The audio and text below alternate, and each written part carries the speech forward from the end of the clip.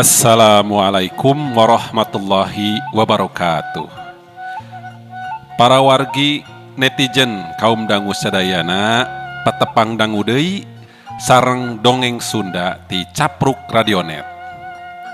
Anu dina danget ieu nuju medar carios Balad Siluman. Bade nincak ka bagian katilu.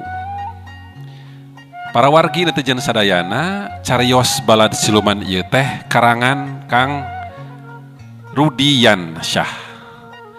Kumaha kabarna para wargi netizen sadayana, mugi-mugi sapapaosna aya dina kawilujengan panang tayungan Allah Subhanahu wa taala disehatkeun sareng kula wargina oge tinekanan segala rupi pamaksadanana.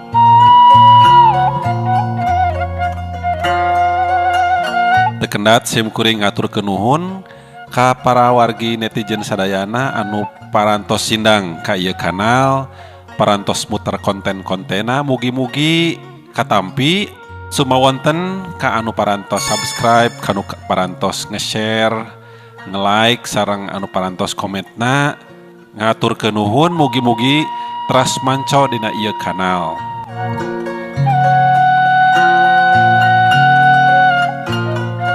Para wargi netizen kaum dangu sadayana, dongeng anu kalangkung tos dugi kakayaan di mana jaed anu kakeunaan ku ilmu teluh kiriman macioh nuju dicanda ka bumina Kitabib Karjan.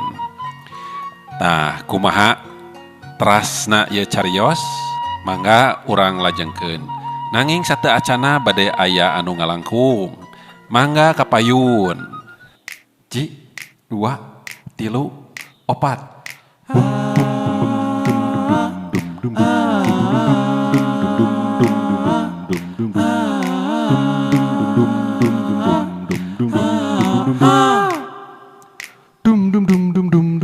Si Banyo, si kecil yang menangkal. Si Banyo, keluarga ceria. Ku abdi dierokan, erokna sae pisan. Si Banyo, si kecil yang ceria. Untuk mencegah kita dari tertular penyakit-penyakit yang menular, telah hadir cairan disinfektan, cairan yang sangat luar biasa ajaib, yaitu Si Banyo, berbentuk boneka kecil yang bisa Anda bawa kemana-mana saja. Boleh didandani, boleh dilempar-lempar. Si Banyo membunuh berbagai organisme hidup, dari amuba sampai serangga, bahkan mamalia, dari gajah sampai semut. Segera dapatkan Si Banyo di tempat-tempat yang tidak dikenal. Si Banyo.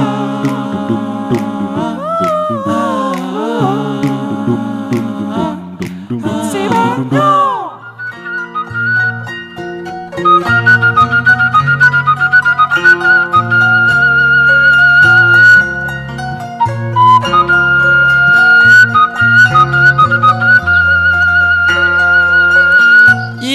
Ulah dipicen atuh aa, mending oge ulang dipake papacakan heula ayu dilenos-lenos. Cek Adit bari dereg-deg maneh ngalumpat, nyokot kenteng anu potong ngagoler di buruan, jeung nyokot batu leutik sagede peureup manehna teh. Cenah mah kenteng minangka coetna, batu minangka mutuna.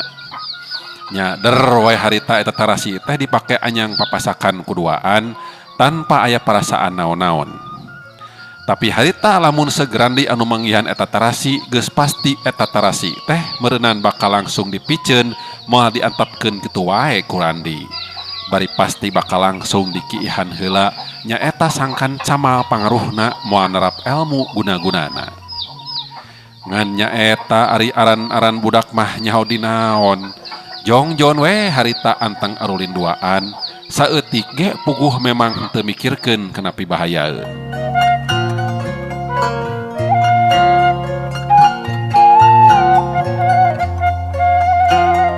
Tah ayeuna para wargi teu jeung sadayana urang samper deui carita rombongan Randi.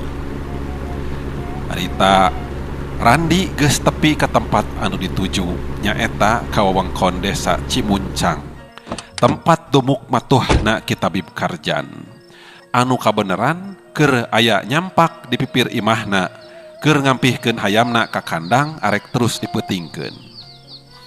Ari mobilna Randi tembong geus diparkirkeun di pakarangan imahna Kitabib Karjan, anu kawilang lega oge pakaranganana. Sok sanajan ari kaayaan imahna mah masih keneh panggung, tapi katampona mungguh resik tur hegar. Tanda anu boga imah memang rapekan resep kana kabersihan. Kitabib Karjan teh imahna panggung tapi gede ukuranana. Siga Jang Randi teh bagea Jang. Kitabib Karjan nalak-nalak kanu anyar datang bari seuri waktu Randi jeung anu sejena tembong kalaluar ti jero mobil. Mohon Aki. Ieu abdi. Kumaha Aki damang? Walon Randi bari kituna teh gancang manehna ngasongkeun leungeunna ka Kitabib Karjan ngajak sasalaman.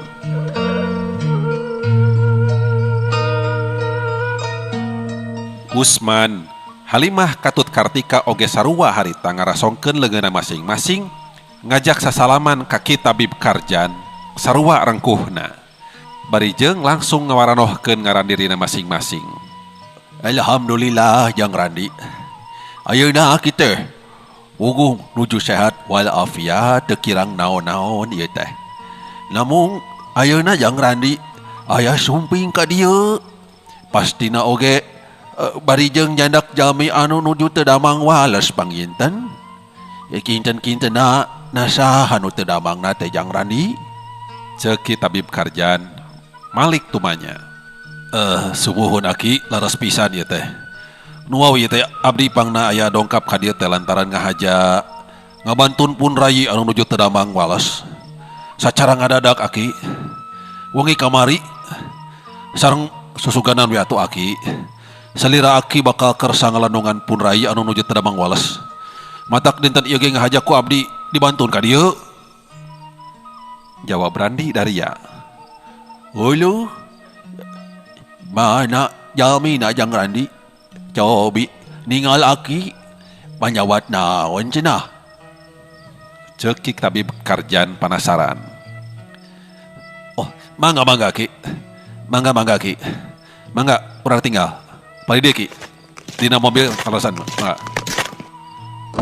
Walon Randi bari kituna teh manehna gancang mukakeun panto mobil bagian tukang. Kitabib Karjan langsung meriksa kana kaayaan Jaed anu masih keneh ngajelepang dina jok tukang. Anu masih keneh can gembleng kasadaranana sasar jeung gundam. Sanggeus meriksa kana kaayaan Jaed, ngadadak Kitabib Karjan paromana robah ngemu kakaget. Aduh. Untung kabujang dicanak ka dia ada tuang rayi teh Jang Randi. Upami seuk telat teh. Wah, terus pasti jiwana oge moal katulungan deui. Sabab ieu panyawatna memang sanes panyawat biasa ya. Namun mangrupikeun panyawat kiriman ti dukun jahat. Yung nilik kana kaayaan dina tatuna mah. Ieu tuang rayi teh mungguh kakeunaan ku ilmu teluh balung nama cioh Jang Randi ya.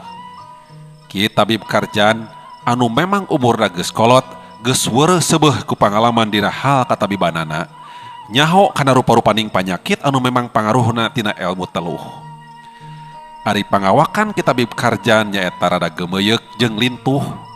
Sanajan pakulitan geus rada kenod oge mungguh tetep beregegeh. Make kampret bodas jeung calana pangsi bodas sirah diiket ku batik warna coklat. Kitabib Karjan tuluy nitah sangkan Jaed dibawa ka jero. Jaed anu memang masih keneh can pulih kasadaranana langsung harita diparangku ku sarerea dibawa ka jero imahna Kitabib Karjan. Sanggeus kabeh aya di jero imah, kadenge Kitabib Karjan tumanya deui ka Randi. Pali dieu. Sok dah gitu pun. Ya. Aduh. Ye kumaha mimitina ieu teh Jang Randi ya. Naha Jang Jaid bet bisa kekenaan ku ilmu taluh balungna si Cio. Naha aya masalah pribadi atawa kumaha? Ditanya seperti kitu ku Kitabib Karjan, harita Randi kapaksa kudu ngajawab, ngajelaskeun ti mimiti manehna ngarasa aya pirasat anu kurang hade rek tumiba ka kulawarga manehna. Anu patalina jeung impian Jaid teh anu tetela jadi kenyataan oge. Tug nepi ka akhirna Randi sorangan kudu turun tangan, mangsa ngahadang kekuatan gaib mangrupa kiriman penyakit anu ngancam ka kulawarga manehna kabeh.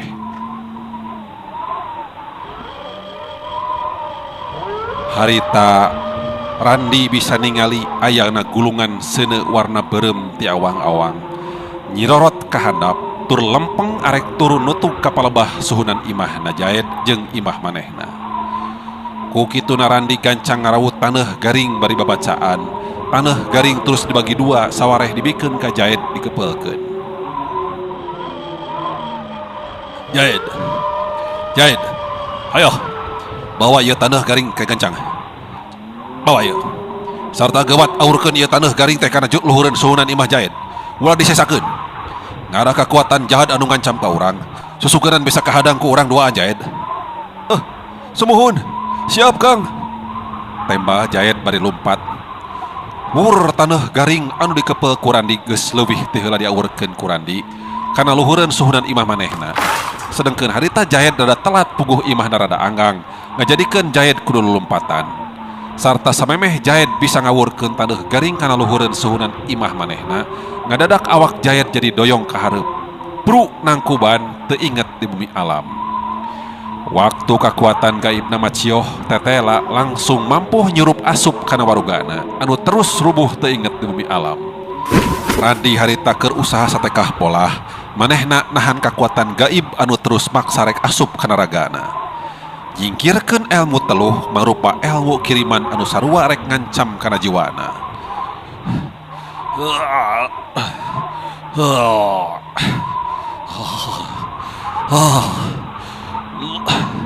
Allahu Akbar.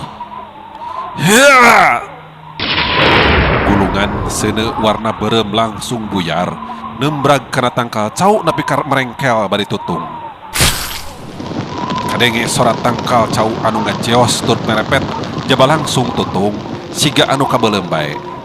Randi tembong ngahegak ngatur napasna lantaran capek. Randi oge kacida kageteun pisan harita waktu nempo kayaan Jaid anu jol kapiyuhan teu inget di bumi alam. Ku Randi terus disamperkeun bari langsung dipariksa ka ayanana kalawan taliti. Basa dibalikeun awakna ku Randi, katingali palebah careham parat kana beheung nepi ka handap rada jiih semu tutung. Randi gancang mangku Jaid dibawa ka jero imahna bari jeung geumpeur. Rukmini, Kartika, gancang buka pantona ieu. Jaid tatu, buka. Kartika anu aya di jero imah gancang bukakeun panto imah bari jeung kaget waktu nempo kaayaan Jaid anu keur kapaehan. Kaayaan beheungna ngagempeng hideung bari kaambe bau hangru. Jaid, kunaon ari maneh Jaid? Kunaon Kang ari Jaid? Kartika jadi rawah riwih tetegaeun nempo adina kaayaan kitu.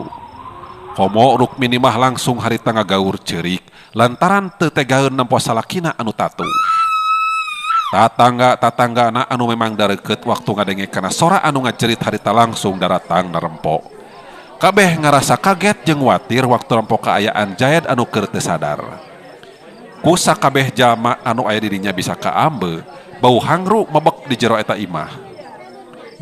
Kartika, gewat mawa cai asak herang sagelas ka dieu. Uyahan saeutiknya. Hayo buru-buru. Randi gancang nitah mawa cai herang asak sagelas ka Kartika. Ari Kartika teu talangke gancang manehna ngoloyong ka dapur. Nyokot cai herang asak sagelas di uyahan, luyu jeung pamentana Randi bieu. Eta cai herang anu geus diuyahan teh gancang didoaan ku Randi. Sanggeus kitu caina diinumkeun jeung diusapkeun kana beungeut Jaid anu katingali badanana langsung ngulisik. Tetela. Jaed wungkul anu kabenangan teh. Kabenangan ku kiriman eta elmu teluh. Kitabib karjan ngabandungan karena setiap caritaan Randi kalawan Daria turu imet pisan tayanu kaliwat. Usman oge anu memang harita can kungsi apaleun teu mimitina antuk namanehna oge jadi milu ngabandungan karena setiap guaran caritaan Randi kalawan Daria. Teu lila Randi kadenge mungkas guaran caritaanana ditungtungan ku nyarita kieu. Tah, janten kitu kitabib kajantenan anu salaresna teh nya atuh kinten-kintenas kumaha akinya. Nah aki bakal sanggem dulungan rai abdi atawa moal ieu. Nah bakal aya piobareunana atarapi moal ieu teh. Randi estu miharap pisan ka kitabib karjan teh sangkan daek dipentaan tulung ku manehna. Sedengkeun Halimah anu ti tadi jempe teh jadi kaketegan oke hatena jeung ngarasa teu tenang kudu lila-lila cicing di dinya. Hal eta bisa kabaca ku Kartika ti mimiti robahna riuk beungeut Halimah keur Kartika mah puguh jadi tanda tanya. Kartika kadenge milu mairan ku caritaan. Ayeuna mah kieu we atuh Ki, abdi kacida miharap pisan ka Aki bakal sanggem mulihkeun rai abdi leupas ti eta gangguan ilmu teluh teh Aki. Mohon Ki, kumaha tah sangkan rai abdi gancang pulih deui kasehatanana Ki. Pokona mah ku cara naon wae oge ayeuna Aki kedah tiasa ngabantosan kulawarga abdi Ki. Usman milu nemrong ngomong. Ari Aki mah kieu ujang nyainya. Pikeun Aki ayeuna ngan ukur bisa ngubaran luarna wungkul beureunan. Ngubaran tatuna anu tutung jeung jiih supaya garing. Jeung Aki ngan ukur bisa mulihkeun deui kasadaranana wungkul. Anu dina hiji waktu Jang Jaed oge bakal ngarandapan rasa nyeri anu luar biasa nyerina. Nya yo ti kawit tinu 2 dampa sampeanana laput dugi kauna mastakana tur pananganana. Sabab Jang Jaed bakal terus diganggayong hirupna ku panyakit kiriman ti si Cio. Jeung memang taya deui cara upami leres Jang Jaed bade hoyong pulih deui kasehatanana. Iwal ti kedah bisa ngarebut ramuan khusus ti si Cio. Mangrupi obat ramuan pikeun bisa meruhkeun werejit dina badan Jang Jaed. Nah kitu. Nya sabab nya iwal ti manehna anu bisa mere eta panyakit jeung oge anu nyageurkeunana. Sabab ari Aki mah jujur moal bisa dasanes ahlina. Randi, Usman katut Kartika katingali kabeh jadi pating haruleng. Waktu ngadenge kitabib karjan nyaritana saperti kitu. Sabab atuh kudu kumaha carana hayang ngameunangkeun eta ramuan teh da puguh teu gampang. Jeung teu beakeun pikir deui. Nah saha atuh ari macioh teh anu sabenerna? Ayeuna betega ngalakukeun kitu ka kulawarga manehna anu teu tuah teu dosa. Ari Halimah tembong sarua ngadon terus ngahuleng salempang sieun terus kabongkar usiahna ku kitabib karjan. Anu tetela wawuheun oge geningan ka macioh teh bangun nu geus wawuh ti anggalna keneh. Tapi beda deui jeung anu sejena harita kabeh tumanya dina jero hatena. Komo Randi mah selain ti mikiran oge manehna geus jadi terus panasaran hayang apal nah saha atuh dalangna anu geus nitah dukun pikeun ngawerjit ka kulawarga pamajikan ketut ka dirina teh. Sabab Randi oge surti moal pati-pati aya dukun anu tega ngirimkeun ilmu teluh ka kulawarga manehna ari lain aya titahan mah. Keur kitu kadenge ku kabehanana Jaed harita marurung nahan ka nyeri beri terus menta cai hayangeun nginum. Aduh, teu kuat. Aduh, teu kuat, panas. Cai. Teu kuat, panas. Cai. Kartika waktu ngadenge adi menta cai nginum teh gancang manehna nyecian cai herang tina teko kana gelas. Nu ti tadi keneh memang geus nyampak aya di luhur meja. Ngahaja geus disadiaan ku kitabib karjan jang piparantieun ari aya semah. Jahit nginum mani ngalekik bakat tingku haus merenan puguh tuhureun pisan ti corona harita teh. Aduh.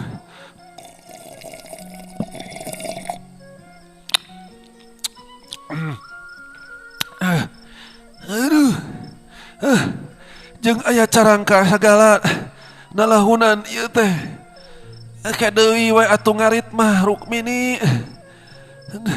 Da dombana oge. Can boga urang mah.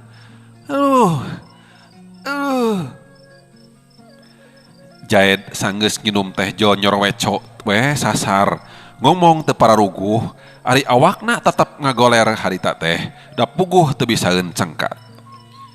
Nempok kitu teh Kitabib Karjan oge bet asa teu tegaeun ningali Jaed bet bangun nu jadi poho kasasaha.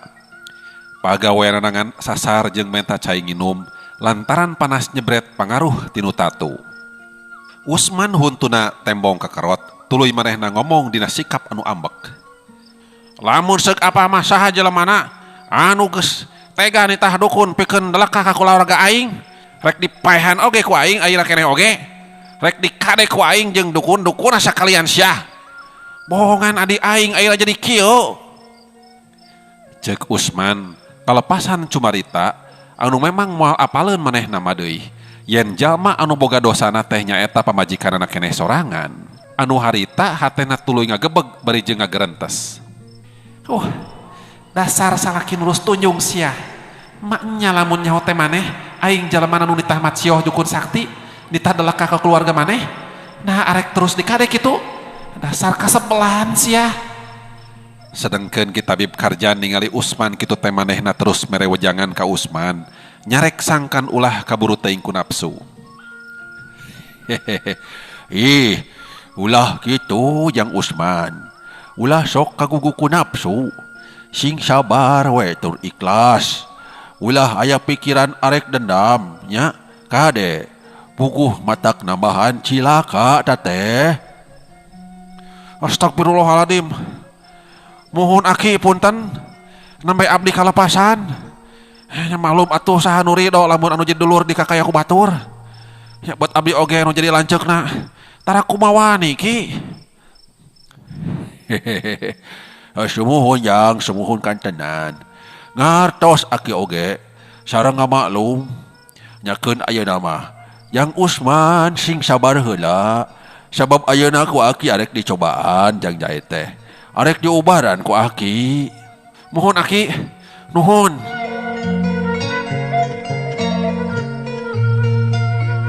Singkatna carita, Kitabib Karjan mateahkeun nyeun ramuan khusus keur ngubaran Jaed sugan wae bisa manjur. Ramuan khusus keur ubar luar jeung jero. Bahan utamana taya deui ngan iwa titina dangdaunan, ditutu jeung digodog, sawareh dipopokeun kanu tatu bagian luar jeung diinumkeun. Jeung tetehla deui, obat ramuan Kitabib Karjan teh memang hade, sabab jarak sajam ti mimiti di ubaran teh Jaed jo langsung bisa diuk bari ngaradak cenghar, inget deui kasasaha. Pangatsianana geus mimiti kumpul bareng jeung turuna hawa panas tina tatu dina beheungna. Alhamdulillah. Ayeuna Jang Jaed tos bade pulih deui kasihatanana. Sok sanaos moal salamina pulih. Tapi ulah pondok harapan we Jang. Aki janji bade sapinuhna ngabantu kasalira ujang. Pokna Kitabib Karjan bari jeung netep antep ka Jaed. Mohon aki, hatur nuhun pisan. Bantosan ti aki katapi pisan ku abdi ki. Sareng upami Jaed henteu enggak dicanaka dia mah aduh kupun rakanya. Nasib Jaed oge duka teuing bakal kumaha kapayuna pangiten ki. Hapunten. Salira aki atos direrepot ku abdi ki. Temba Jaed ngomongna rada halon.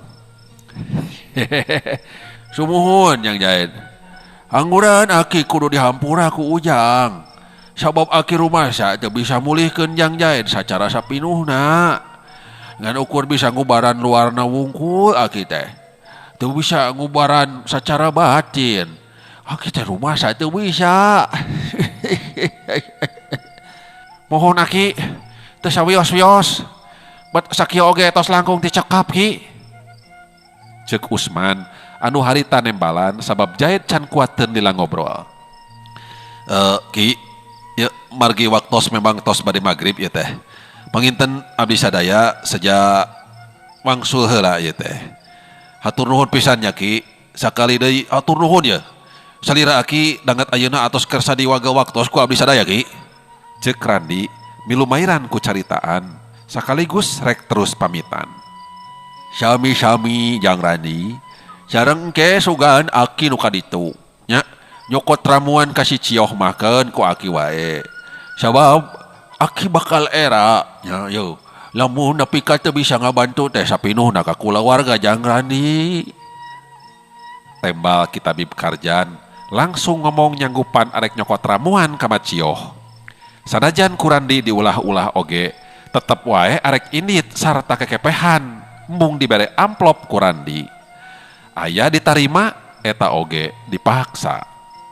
Saenggeus ngarasa cukup mah aya di dinya, kabeh harita terus baralik deui. Mawa Jaid balik ka imahna. Digolerkeun deui dina jok tukang tempatna tadi ngagoler.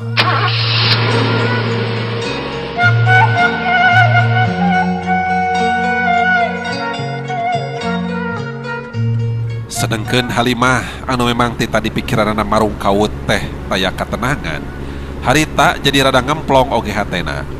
Sabab dirina nyaho yen Kitabib Karjan tetela teu bisaeun kana ilmu batin. Artina Kitabib Karjan teh tetela lain jalma anu ngabahayakeun pikeun dirina oge ka Macioh pribadi. Halimah, kunaon ari tadi jempe wae jeung kulang boleng we. Nah Halimah teh teu ngaranna awak atawa kumaha? Waktu mulang di perjalanan Usman penasaran, terus tumanya ke Halimah. Anu memang teu tadi keneh oge Halimah mah teu kadengen cumarita panjang lebar, ukur nimrung ngomong pondok. Halimah nyarandekeun tonggongna kana jok mobil terus ngawalon. Henteu Kang, teu kunaon. Tadi abdi jempe teh memang keur mikirannya. Saha jalma nu deleka ka urang Kang? Nah saha atuh jalmana nya? Jeung naon masalahna coba? Bet tega ngaganggu ka kulawarga urang nya Kang. Walon Halimah anu estu pinter pisan dina ngareka carita. Randi anu harita kabagean mawa mobil teh mong silih tetep jeung Kartika dihareup. Sabab duanana bet aya rasa curiga ka Halimah ngan tegeruh. Nya sarua ari kitu mah atuh Halimah. Sebenarnya mah Akang oge tadi teh pikiran teh kitu. Penasaran hayang nyaho saha jalmana anu geus deleka ka urang teh. Cek Usman, manehna bener-bener lebeng teu inget. Lamun Halimah kungsi ngobrol ka manehna hayang tatamba ka Macioh. Anu sakuduna oge curiga ka Halimah Usman teh.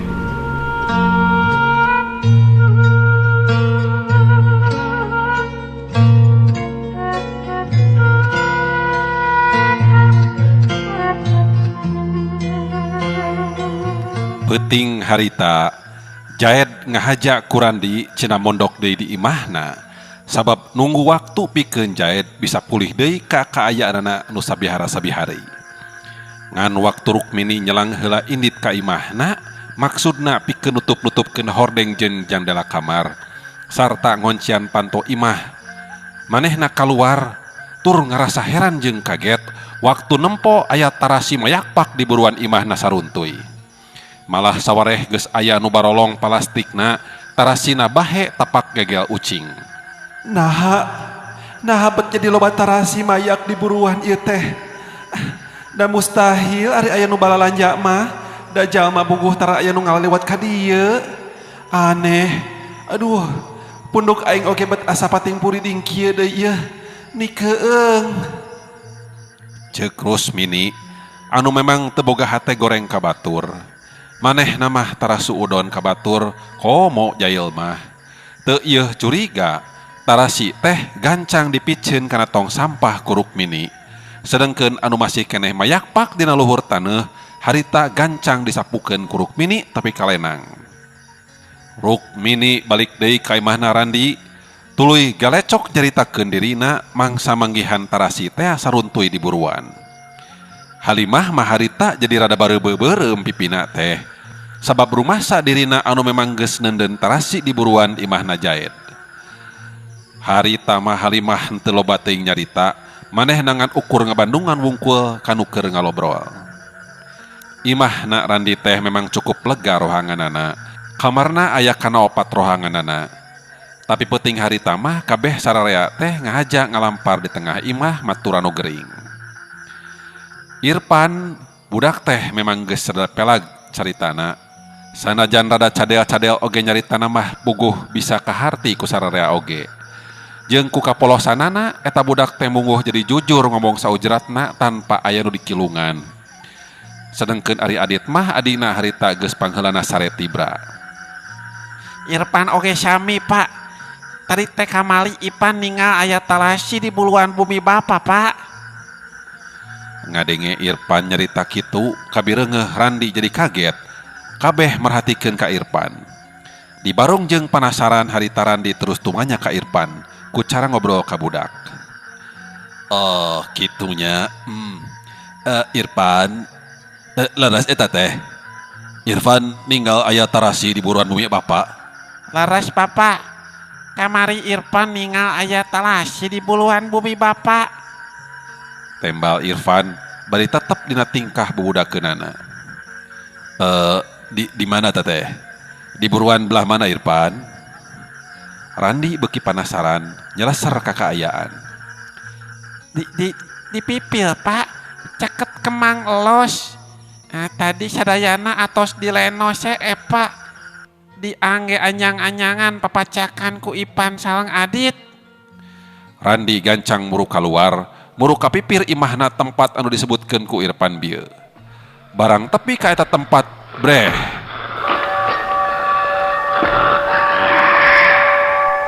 Bisa ketempo ku Randi. Aya cahaya warna berem tur buleud sagede bal bola api. Ngagebur hurung ku seuneu, sakumaha tetempoanana harita. Nu leuwih persis namah tetela, geuningan jurig hulu nu katempo ku Randi teh.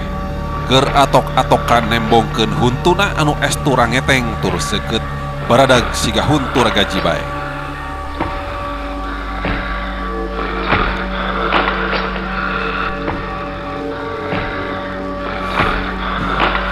Astagfirullahaladzim. Aduh, geuningan jurig hulu. Randi merhatikeun kana eta kaayaan, bari jeung ngagerendeng ngomong sorangan dina jero hatena. Nyaan, ieu mah jelas aya jelema nu ngahajar ngaganggu kana usaha jeung rumah tangga aing. Bahaya ieu mah. Lamun eta makhluk kiriman nepi ka bisa asup ka jero imah teh. Sabab kabeh nu aya di jero imah bangtu bakal kakeunaan ku pangaruh ieu ilmu iblis. Memang bener, harita Randi anu saeutik gedena ngarti kana hal kabatinan teh jadi bisa ngarasakeun ku ayana tanda bahaya anu terus ngancam ka kulawarga manehna kabeh. Randi gancang asup deui ka jero imahna, kesang badag kesang lembut harita tembong renung dina tarangna. Halimah hatena jadi ngageter sabab manehna jol ngarasa sieun awal akhir rusyahna bakal bisa kabongkar ku Randi. Kumaha Kang? Aya naon nembe di luar? Kartika gancang tumanya ka Randi lantaran penasaran. Malah Usman oge harita sarua milu tumanya ka Randi. Laras pisan Kang Randi. Kumaha di luar teh aya naon? Kesang badag kesang lembut duwi ka renung kitu geuningan eta dina tarang. Aya naon Kang? Cobi terangkeun ka abdi sadaya aya naon? Samemeh ngajawab, Randi katingali narik napas panjang heula, teu lila terus nyarita. Kiwari geus aya deui jalma anu arek nyilakakeun ka pihak kulawarga urang Kartika. Tapi sahanya jeung naon dosana atuh ari kulawarga urang ka eta jalma? Nah bet tega daleka ka urang. Jeung leuwih bahayana teh keur akang mah nya eta nya. Ku imahna Jahed tah. Anu kiwari imahna keur kosong, teh saha. Eta teh kitu teh bakal gampang nyerepna eta kana tanah. Lamun seug aya dukun jahat anu tega ngirimkeun guna-guna ka pihak Jahed. Sarta eta tarasi teh kade, bisa wae aya hubunganna tina ilmu kiriman ti dukun jahat yi. Jawab Randi Daria, mungguh ngageterkeun kana hatena Halimah anu masih keneh ngadedengekeun kana eta obrolan. Awakna ngagoler nyangigir nonggongan kanu keur ngarobrol, pura-pura geus peureum. Rukmini katempo paroman beungeutna jadi ngemu kakaget. Dumasar tina rasa kaselempangan hatena. Halimah oge teu jadi geunah cicing, ceulina asa gararetek ku dedengeun jabaning panas. Dina mangsa nu sejen geus salareti bra. Halimah mah masih keneh nyileuk can waka bisa sare. Pikiran kumalayang, hate teu tenang. Ngumbar lamunan mikiran hayang geura poe isuk, mangsa dirina bakal ngalakonan syarat anu kadua, nyaeta parentah ti macioh teh. Aing jadi geus teu sabar kieu ieu hate hayang geura poe isukan. Hayang geura jadi jalma beunghar. Hayang geura nempo si Jair jeung si Kartika kabeh kulawargana sangsara ku aing. Jeung jadi ririwit atawa geringan. Tapi eta si Randi mangrupakeun jalma anu cukup ngabahayakeun oge. Manehna anu kudu pangheulana diala, diteluh ku macioh cenah langsung paeh.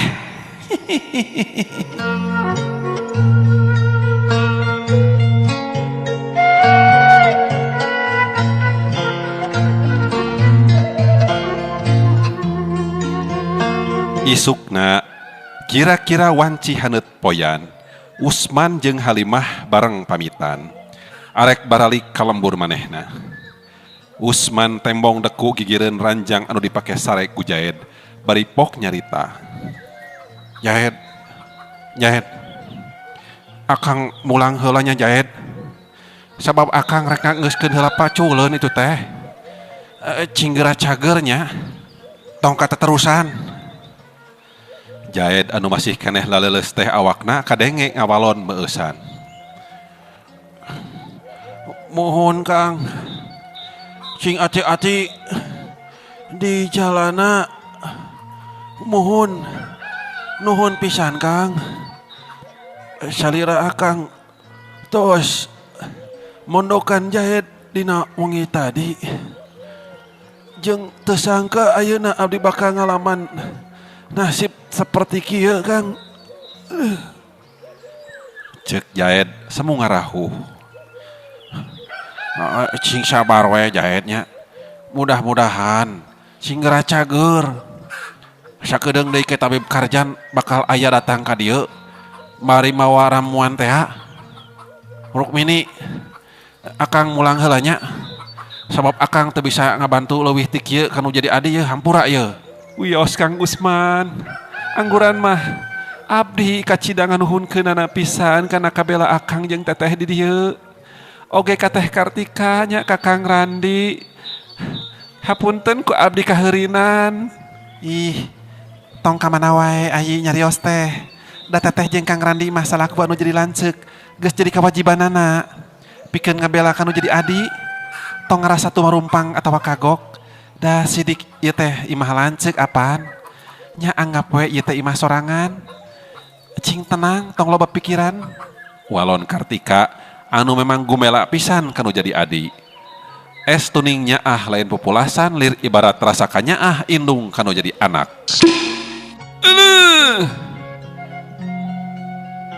Para wargi kaum jangure tejan sadayana, rupina carios balad siluman cag dugi ka dieu heula. Kumaha etah lajengna lalampahan kitabib karjan anu bade mang nyandakeun landong ka Macio? Sareng kumaha eta lampahna Halimah anu bade ngalaksanakeun syarat kadua? Mangga teras lajengkeun manco di Capruk Radionet. Mugi-mugi aya hiburan, aya manfaat sareng hikmah tina ieu dongeng anu dipidangkeun di Capruk Radionet. Sim kuring teu kendat nyuhungkeun dihapunten kana sagala rupi kakirangan sareng kalepatan. Bilih aya nami nuju alit atanapi asma dewasa anu kasabit. Sanes kenging haja-haja estu kaleresan. Sim kuring sejamit mundur. Wabillahi taufik wal hidayah. Wassalamualaikum warahmatullahi wabarakatuh.